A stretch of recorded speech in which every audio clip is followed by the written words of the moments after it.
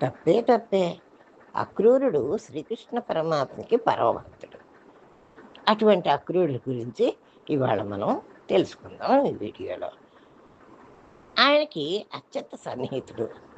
అక్రూరుడు ఒకసారి ద్వారకకి వెళ్ళిన సమయంలో సత్యభామ ఆయనతో, శ్రీకృష్ణుడు నా భవనానికి వచ్చి చాలా కాలమైంది, మీరు ఆయన వద్దకు వెళ్ళి నేను ఎదురు చూస్తున్నానని చెప్పండి, ఇంకా ఒక ఘడియలో కృష్ణుడు రాకపోతే నేను ప్రాణాలు త్యజిస్తాను అని అన్నది. అక్రూరుడు తక్షణమే కృష్ణుని పిలుచుకుని రావడానికి వెళ్ళాడు. లీలా వినోదుడైన కృష్ణుని మాయ వలన ఆయన ఎక్కడ వెతికినా కనబడలేదు. ఘడియ దాటిపోతే సత్యభామ అన్నంత పని చేసి తన ప్రాణాలను త్యజిస్తుందేమోనని భయపడ్డాడు అక్రూరుడు. వెంటనే తానే కృష్ణునిగా మారి సత్యభామ వద్దకు వెళ్ళి, రాజకార్యాల్లో నిమగ్నమై ఉన్నాను, అవి పూర్తి చేసుకుని నేనే నీ మందిరానికి వస్తాను అని శ్రీకృష్ణుడు చెబుతున్నట్టుగా చెప్పి వెలుపలికి వెళ్ళిపోయాడు అక్రూరుడు. సత్యభామ అంతఃపురం నుండి బయటకు రాగానే ఎదురుపడిన శ్రీకృష్ణుడితో తాను చేసిన పని చెప్పాడు.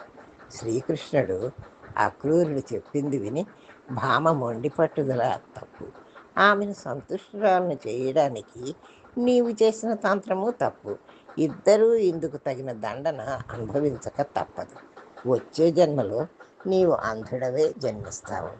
అదే సమయంలో సత్యభామ మధురాపురి మహారాణి అంతఃపురంలోని పరిచారికగా జన్మిస్తుంది అని శాపం ఇచ్చాడు. ఆ క్రూరుడే మర జన్మలో సూరదాసు అనే వైష్ణవ భక్తునిగా జన్మించాడు. ఆయనకు బాహ్య దృష్టి లేకపోయినా తన దివ్య దృష్టితో రాధాకృష్ణుని దర్శిస్తూ ఆనందంతో వారి గుణగుణాలను కీర్తిస్తూ ఎన్నో పాటలు రాశాడు. కష్టాలు ఎన్ని అనుభవించినా కృష్ణుని మీద ఉన్న భక్తి విశ్వాసాలని మర్చిపోలేదు. మరొక చోట జన్మించిన సత్యభామ మధురాపురి మహారాణి అంతఃపురంలో పరిచారికగా సేవలు చేస్తూ ఉండిపోయింది. ఒకనాడు మహారాజు సూరదాసు గానాన్ని వినడానికి ఆహ్వానించాడు.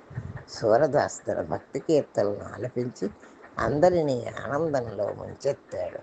అప్పుడు శ్రీకృష్ణుడు ప్రసన్న వదనంతో చక్రధారిగా దర్శనమిచ్చాడు.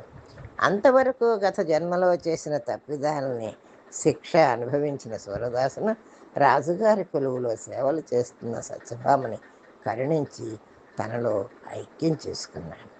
భగవంతుడు ఎంతటి కరుణాసముద్రుడో అంతటి కఠినాత్ముడు కూడాను. స్వప్రభేదం లేదు. తప్పు చేసిన వారు శిక్ష అనుభవించక తప్పదు. సర్వం శ్రీకృష్ణార్పణమస్తు. ఈ వీడియో మీకు నచ్చినట్టయితే లైక్ చేయండి, షేర్ చేయండి, సబ్స్క్రైబ్ చేయండి.